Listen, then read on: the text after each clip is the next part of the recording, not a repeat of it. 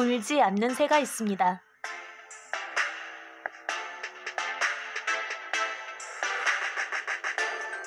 물론 여러분은 그 새가 울기를 바라는 거죠.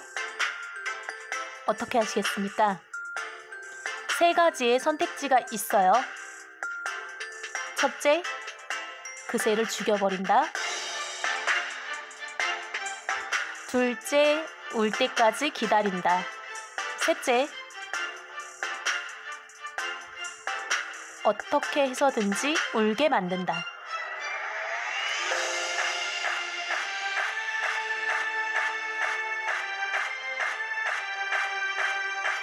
어느 것을 택하시겠습니까? 가장 효율적인 방법은 뭘까요?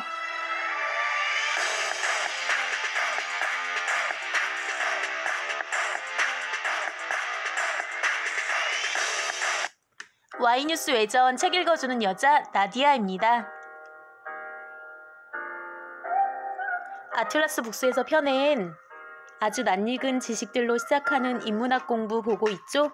신동기 박사님 즈음이에요.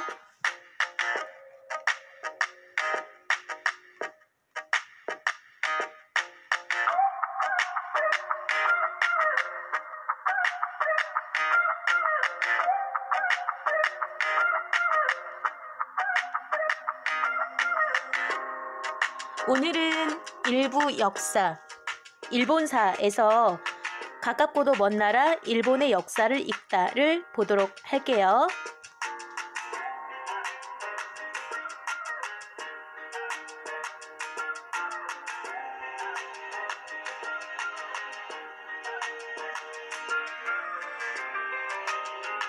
가깝고도 먼 나라 일본의 역사를 읽다.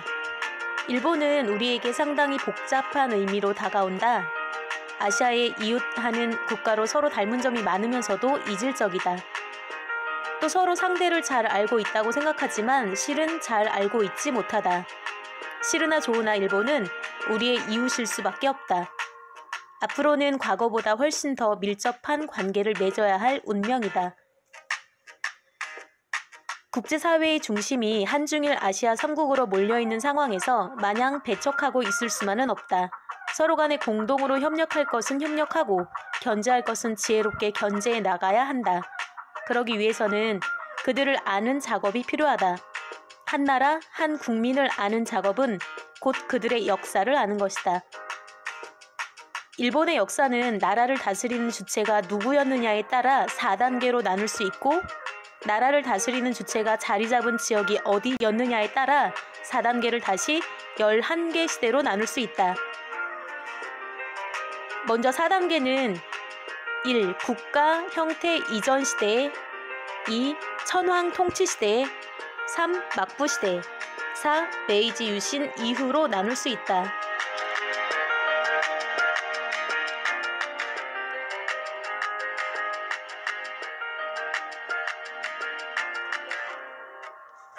국가 형태 이전 시대는 글자 그대로 아직 국가 형태를 이루기 이전인 AD 3세기 무렵까지를 말한다.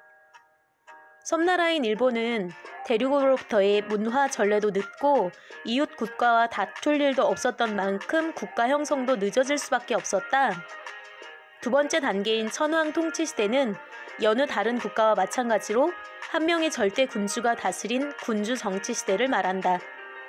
이 시대는 4세기 무렵에 시작되어서 가마쿠라 막부 시대가 시작되는 1192년까지 이어졌다. 세 번째 단계는 일본만의 특수한 정치 형태인 막부 시대다. 이 시대에는 천황이 명목상의 군주로 내려앉고 실제 권력은 쇼군이 차지했다. 일본에서는 이 시대를 유럽의 봉건 시대에 비유한다. 유럽과 같은 역사 과정을 밟아왔다는 논리적 근거다. 막부 시대는 일본 근대화의 계기가 된 1868년 메이지 유신 때까지 이어진다. 네 번째 단계는 메이지 유신부터 현재까지다. 1853년에 미국의 페리 제독에 의해 외국의 문호를 열기 시작한 일본은 1868년에 메이지 유신을 거치면서 근대화에 박차를 가하기 시작했다. 메이지 유신과 함께 국가 통치권이 막부 쇼군의 손에서 다시 천황에게로 돌아왔다. 그러나 1945년에 2차 대전에서 패한 뒤 천황은 자신은 신이 아닌 인간임을 선언했다. 이때부터 천황은 과거 막부시대처럼 상징적인 위치로 돌아가고 국가 통치권은 주권 재민에 따라 국민에게 주어졌다.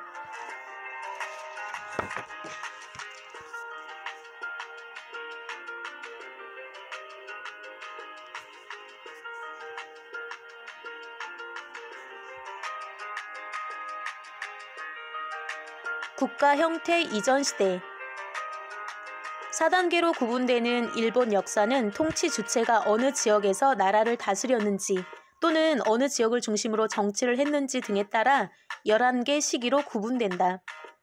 국가 형태 이전 시대는 각각 조몬 문화와 야요이 문화로 대표되는 두 시대로 나눌 수 있다. 조몬 시대는 해수면 상승으로 일본 열도가 대륙에서 분리된 BC 1만 년부터 시작되어서 BC 3세기까지 이어졌다. 일본의 신석기 시대에 해당하는 이 시기의 유적으로는 패총과 함께 발견된 새끼줄 무늬의 토기가 있다. BC 3세기에서 AD 3세기까지 이어진 야요이 시대는 벼농사를 짓고 100여 개의 작은 나라들이 출현한 시기였다. 도쿄의 야요이라는 지역에서 발견된 이 시대의 토기의 특징은 조몬 시대 때보다 작고 얇고 단단한 형태를 띠고 있었다는 것이다. 이 시대에는 중국의 위나라와 교류하기도 했다. 이 시대의 후기로 접어들면서 일본 지역은 30여 개의 소국으로 정리됐다.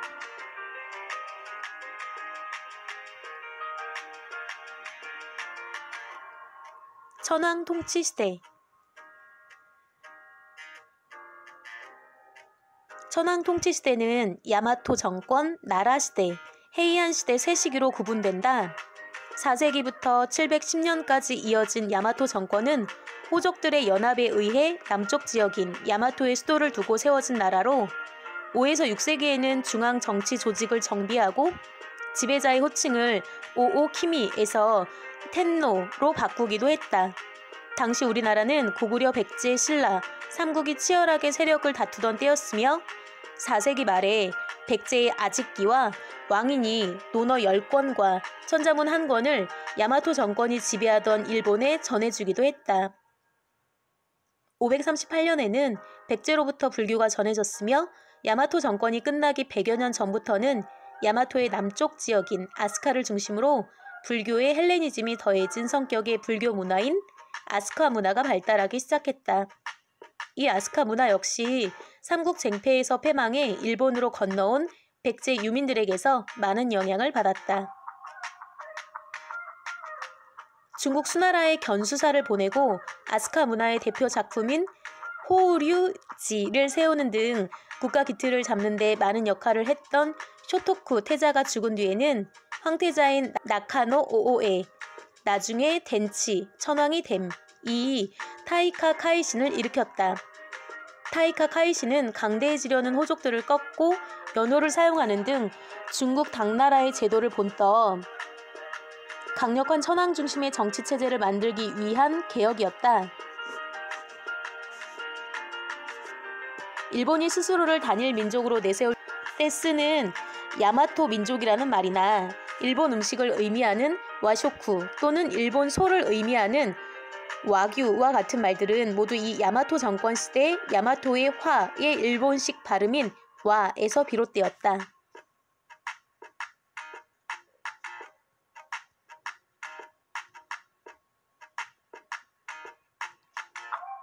나라 시대는 일본이 710년에 중국 당나라의 수도인 장안을 모방해 나라의 새로운 왕궁을 건립하고 계획도시를 설계하면서 시작되었다. 이 시대에는 법률이나 국가 운영제도, 세금 제도까지 모두 당나라를 모방했다. 이 시대에 일본에서 가장 오래된 역사서인 코지키와 니혼쇼키가 쓰이기도 했다. 일본의 고대사는 중국 역사서와 함께 바로 이 두 권의 역사서에 주로 의존한다.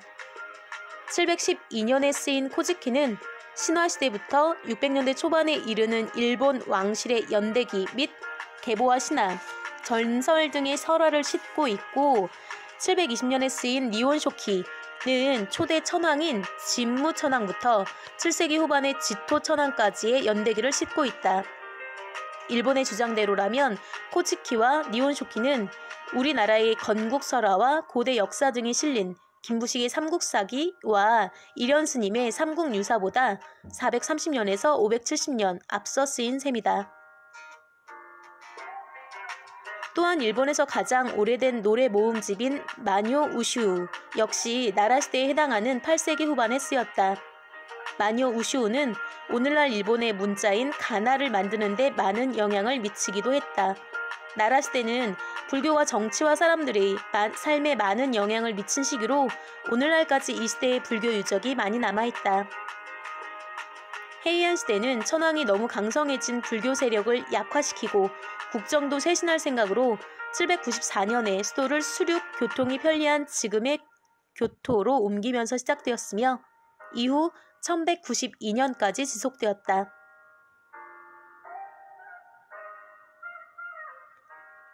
당시 교토의 이름은 헤이안쿄, 헤이안 시대는 이 헤이안쿄를 중심으로 천황이 일본을 다스린 시기였다. 당시 헤이안쿄는 당나라 수도인 장안을 그대로 모방해 나라보다 훨씬 큰 규모로 설립됐으며 398년간 일본 정치의 중심지 역할을 했다. 헤이안큐로 수도를 옮긴 지 100년 정도 지난 후 헤이안 정권은 당나라의 문물을 배우기 위해 야마토 정권 때부터 시행했던 견당사 제도를 폐지하고 그때까지 축적된 대륙 문화를 기초로 일본의 독자적인 문화를 발달시키기 시작했다. 일본의 문자인 가나도 이때 만들어졌다. 이 시대에는 사카노우 에노, 타무 라마로를 세이이 다이쇼군에 임명해 북동지역 정벌에 나서는 등 국토 통일 작업도 활발하게 이루어졌다. 지방 호족들은 자신의 장원을 지키고 신변을 보호하기 위해 개인적으로 무사단을 조직했다.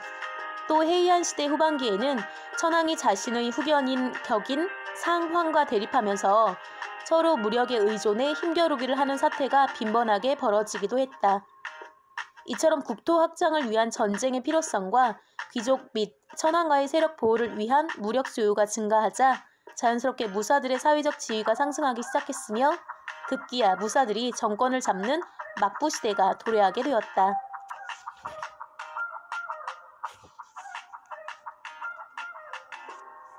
가마쿠라 막부 시대. 막부 시대는 가마쿠라 시대, 무로마치 시대, 전국 시대, 아즈치 모모야마 시대, 에도 시대 5단계로 구분된다. 막부 시대를 연 인물은 무사 가문 출신의 미나모토노 요리토모였다. 그는 동북지역 정벌에 나서서 당시 세력가이자 정적이었던 타이라시를 멸망시키고 조정으로부터 세이이 다이쇼군에 임명되었다. 그 후 그는 가마쿠라의 본거지인 막부를 열고 가마쿠라 부군을 직접 다스리는 무가 정치를 실시했다. 이때부터 실질적인 힘인 무력을 갖춘 쇼군이 무공을 세운 무사들에게 토지는 물론 지방 수령의 감투까지 나누어주기 시작했다. 이렇게 1192년에 시작된 가마쿠라 막부 시대는 1333년까지 이어졌다.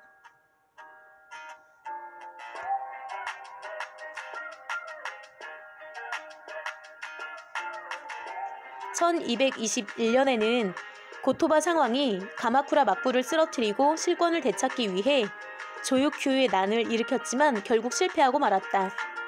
가마쿠라 막부는 상황과의 싸움에서 승리한 뒤 가마쿠라가 있는 관동 지역 부근에 한정된 지방 정권에서 일약 일본 전국을 지배하는 정권으로 등장하게 되었다. 한편 가마쿠라 막부 시대 때 일본은 고려, 원, 연합군의 공격을 2번이나 받았다. 그러나 1274년과 1281년에 2차례에 걸쳐 바다를 건너 일본을 침공해온 고려, 원 연합군은 태풍으로 인해 제대로 공격도 못해보고 물러가고 말았다. 일본의 역사는 이때 불어온 계절풍을 가미가제라 하고 일본은 신에게서 보호받는 나라라는 신국 개념을 만들어냈다. 가미가제는 후일 2차 대전 때 전투기와 함께 폭사한 일본 조종사들의 행위를 미화하기 위한 용어로 사용되기도 했다.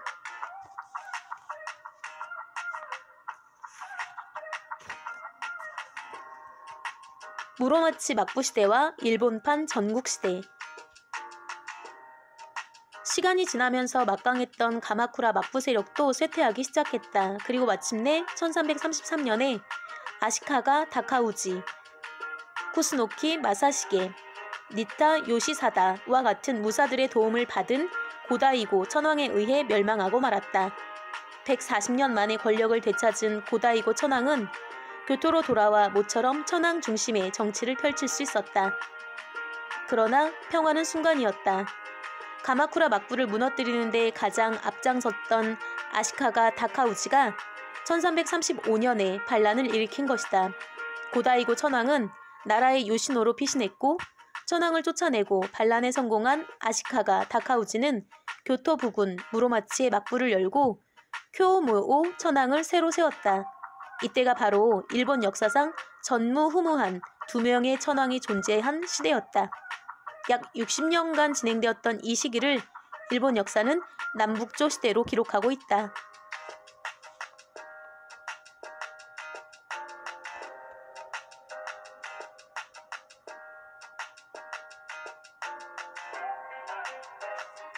아시카가 다카우치에 의해 시작된 무로마치 시대는 1338년부터 1467년까지 129년간 진행됐다. 그러나 무로마치 막부는 쇼군과 무사들과의 관계가 가라쿠라 막부 시대에 비해 약했다. 이런 상황에서 지방 수령인 슈고들은 토지를 확장하고 무력을 비축하는 등 독자적인 세력을 키워나갔는데 이들을 이전에 단순히 지방 수령 역할을 했던 슈고와 구본해 슈고 다이묘라고 불렀다. 무로마치 막부는 지방의 무사 세력을 조직할 필요성을 느끼고 호스카와 시바, 하케타야마 등 아시카가 일족을 정무를 담당하는 칸레이에 임명해 쇼군을 보좌하도록 했고 군사 정치적으로 중요한 교토 부근의 기내 지방 주변에는 슈고 다이묘들을 배치했다. 무로마치 막부는 1467년에 8대 쇼군인 아시카가 요시마사 때에 이르러 후계 문제로 칸레이인 호스카와 카츠모토 군과 슈고 다이묘인 야마나 모츠토요 군 두 파로 갈라져 싸우면서 유명무실하게 됐다. 11년 동안 싸워 결국 무승부로 끝난 이 싸움은 쇼군의 현저한 정치력 약화를 가져옴으로써 힘 있는 자는 누구나 나서는 일본판 전국시대를 열게 되었다.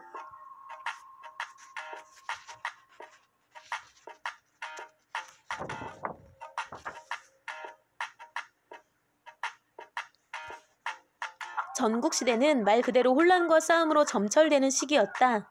슈고 다이묘가 교토에서 전쟁을 벌이고 자기 영지로 돌아가면 자기 땅이 이미 가신의 손으로 넘어간 경우가 비일비재했다. 이런 혼란 속에서 전국시대에 갑작스럽게 부상한 다이묘를 센고쿠 다이묘라고 한다. 전국시대는 1568년에 오다 노부나가가 등장해 센고쿠 다이묘들을 제압하고 무로마치 막부의 15대 쇼군인 아시카가 요시아키를 무너뜨림으로써 막을 내렸다.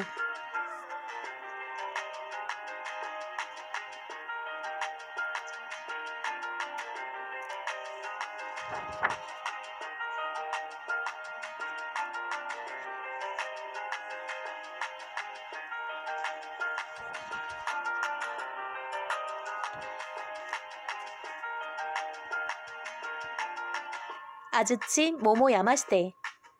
센고쿠 다이묘 출신인 오다 노부나가가 전국시대를 통일한 1573년부터 에도시대가 시작되는 1603년까지를 아즈치 모모야마 시대라고 부른다. 오다 노부나가가 세운 성 이름이 아즈치였고 오다 노부나가를 잇는 실력자인 도요토미 히데요시가 세운 후시미 성터가 나중에 복숭아 밭 모모야마로 바뀐 것에 연유해 붙인 이름이다. 그러나 전국시대를 종식시킨 오다 노부나가의 끝은 허망했다. 그는 전국 통일을 위한 마무리 전투를 하는 과정에서 부하였던 아케치 미츠히데에게 배신을 당했다. 오다 노부나가는 혼노오지라는 절에 머물고 있던 중 아케치 미츠히데가 이끄는 군사들에게 습격을 받고 저항하다 결국 그곳에 불을 지르고 그 불 속에 뛰어들어 할복으로 삶을 마쳤다.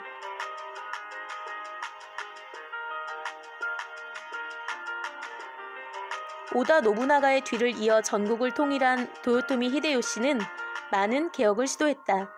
전쟁을 전문으로 하는 상비군을 설치했고 산홍공상의 엄격한 신분 통제령을 실시하기도 했다. 또한 무사 이외에는 무기를 소지하지 못하도록 민간에 있던 무기를 모두 수거했다.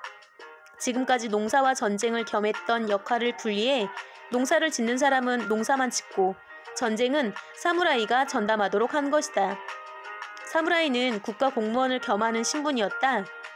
도요토미 히데요시가 정한 이 신분 제도는 메이지 유신 때까지 그대로 유지됐다.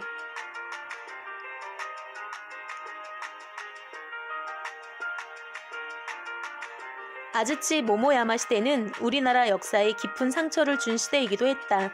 정책 개혁과 함께 영지 할당을 실시한 도요토미 히데요시는 내전을 통해 축적된 전쟁 기술로 조선 침략에 나섰다. 이를 위해 그는 1592년과 1597년에 두 차례에 걸쳐 15만 명, 14만 명의 대군을 동원했다. 일본의 침략에 아무런 대비도 하지 않았던 조선은 온 국토가 유린되고 인구가 급감하는 등 비싼 대가를 치를 수밖에 없었다. 조선이 이순신 장군과 의병의 활동, 명나라의 지원으로 일본군의 공격을 막아낸 두 차례의 전쟁은 1598년에 도요토미 히데요시의 죽음으로 막을 내렸다.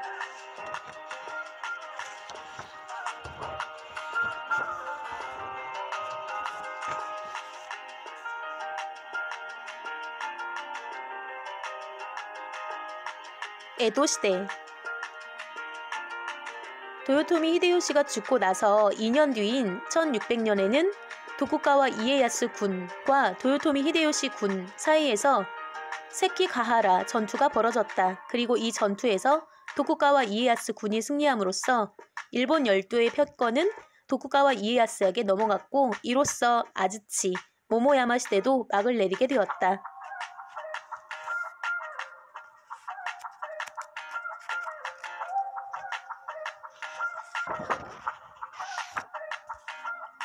패권을 차지한 도쿠가와 이에야스는 한가한 어촌인 동쪽의 에도, 지금의 도쿄로 막부를 옮겨 쇼군으로서 전국을 통치했다.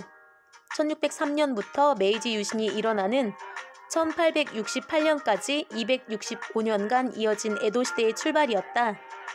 도쿠가와 이에야스는 정권을 잡은 뒤 전체 영지의 20% 이상과 주요 도시, 광산을 모두 자신의 직할령으로 두고 다이묘들에게 봉토를 나누어 주었다. 당시 다이묘는 도쿠가와 이에야스의 혈족인 신판, 도쿠가와 이에야스의 원래 가신이었던 후다이, 세키가하라 전투 후 도쿠가와 이에야스를 따르게 된 토자마 세 그룹으로 구분되었다. 도쿠가와 이에야스는 전국을 270개의 영지로 나누고 이를 다이묘들에 대한 영지 배치 기준을 정했다. 후다이에게는 작은 영지를 주고 막부 중앙 정부의 관료로 일할 수 있는 기회를 주었다. 심판과 토자마에게는 큰 영지를 주었지만 후다이와는 달리 중앙정부의 관료로서 일할 기회를 원천 봉쇄했다. 돈과 권력을 함께 주지 않겠다는 의도였다. 도쿠가와 이에야스는 다이묘의 배치에도 신경을 많이 썼다. 심판과 후다이는 에도, 도쿄, 오오사카 등 교통이 편리하고 전략적으로 중요한 곳에 배치했고 토자마는 황폐한 원격지에 배치했다.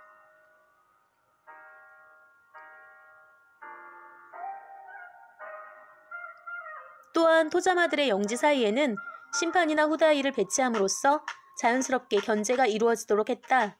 영지 배치에 있어서의 이러한 차별 대우는 훗날 메이지 유신이 발생하게 하는 하나의 원인으로 작용했다. 다이묘 외에 연공 1만석 이하의 무사계급으로는 하타모토와 고케닌이 있었는데 이들은 쇼군 직속의 상비군에 해당했다.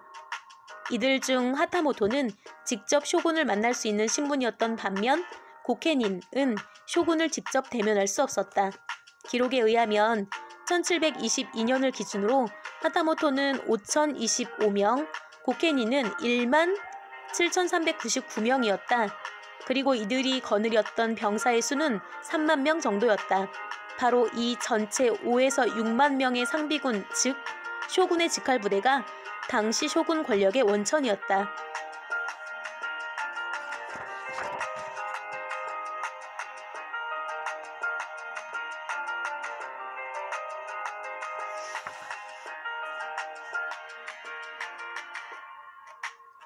쇼군이 된 도쿠가와 이에야스는 지방 영주인 다이묘들을 견제하기 위해 산킨 코호타이라는 제도를 운영했다.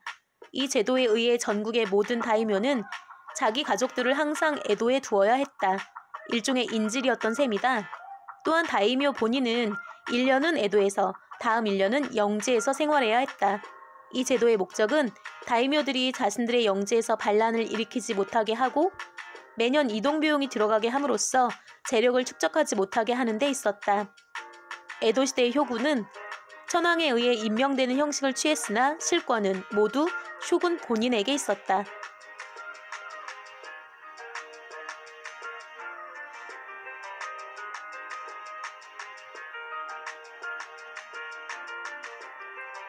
조선과의 관계는 정유재란이 끝나고 난 뒤 10년도 안 되어 회복됐다. 1607년부터 1811년 사이에 조선통신사가 12차례나 일본을 찾았는데 한 번 갈 때마다 400명 규모의 인원이 동원되었다. 일본은 적지 않은 초청 비용을 부담하면서 조선과의 관계를 지속적으로 유지했다. 모처럼 찾아온 평화시대는 17세기 말 무렵 교토와 오사카를 중심으로 한 부유한 상인들 사이에 겐로쿠 문화라는 새로운 문화를 만들어냈다. 일본의 전통 문화인 가부키와 하이쿠가 이때 등장했다.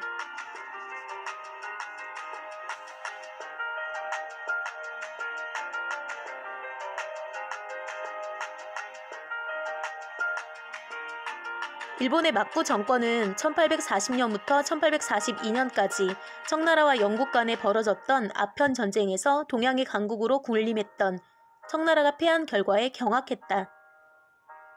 이 일을 계기로 일본의 선각자들은 300여 개의 번으로 나누어져 있는 막부의 막번 체제로는 서양의 침략을 이겨낼 수 없다고 생각하게 됐다.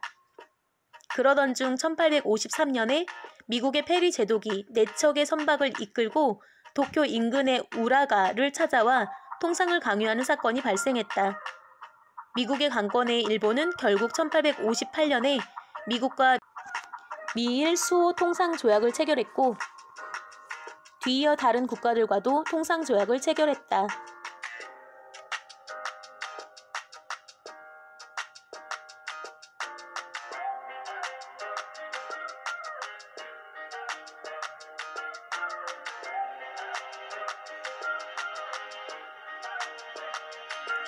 천황제로의 회귀와 메이지 유신.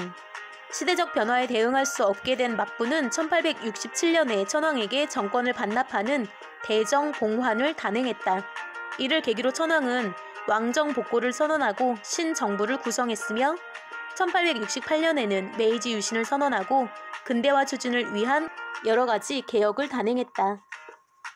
일본은 실용성과 적응에 뛰어난 민족답게 메이지 유신을 전후로 오랫동안 허기졌던 사람이 음식을 탐하듯 적극적으로 서양 문물을 받아들였다. 그리고 1876년에는 역으로 그들이 서해 강화도에 들어와 조선을 상대로 통상조약을 강요했고 결국 조선이 일본과 불평등 조약을 체결하게 만들었다. 탐욕스럽다고 할 정도로 적극적으로 서양 문물을 받아들인 일본은 메이지 유신으로부터 30년도 지나지 않은 1894년에 동양의 강국인 청나라와의 전쟁에서 승리했고 그로부터 10년이 지난 1904년에는 러시아와의 싸움에서도 승리했다. 일본은 침략의 표상이자 해군의 상징이기도 한 우길기처럼 우길승천하는 기세로 마침내 2차 대전에 뛰어들어 세계 제패에 도전했다. 그러나 그 결과는 그들의 기대와 반대였다. 일본은 1945년 8월 6일과 8월 9일에 두 차례에 걸쳐 히로시마와 나가사키의 원자폭탄 투하를 받고 결국 연합군에게 무조건 항복을 선언했다.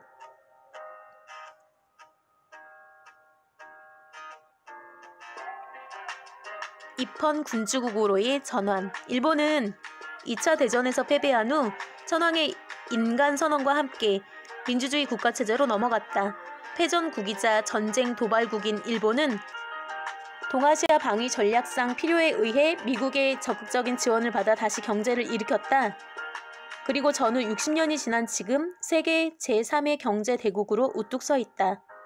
세계 정치 경제의 중심이 아시아로 이동하고 있는 현재 일본은 경제 대국 위상에 어울리는 정치 대국, 문화 대국, 그리고 세계 리더로서의 책임과 포용력을 요구받고 있다. 21세기 일본의 역사가 지향해야 할 방향이다.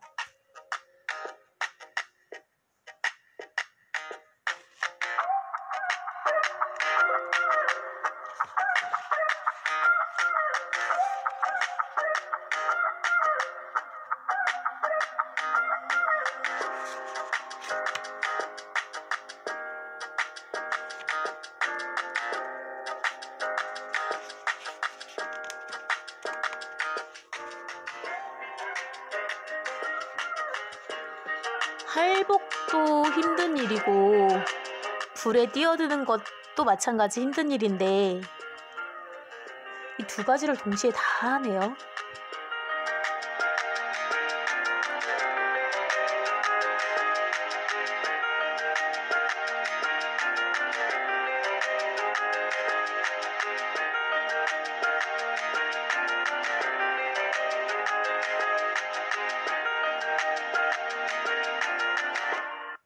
Y뉴스 외전 오늘의 희망 메시지는요.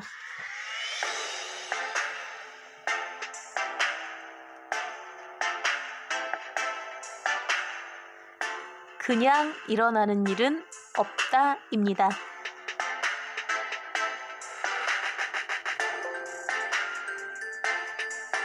이 말은 수사학 격언인데요. 이 수사가 레토릭 그 수사가 아니고요.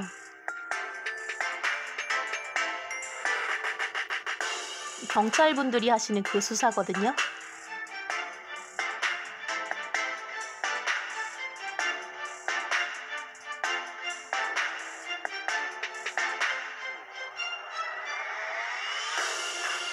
모든 일에는 원인과 결과가 있다라는 뜻 아닐까요?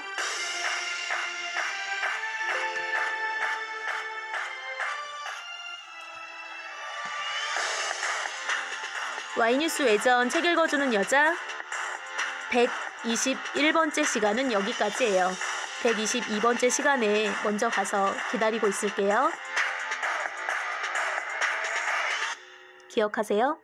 여러분은 아주 특별합니다.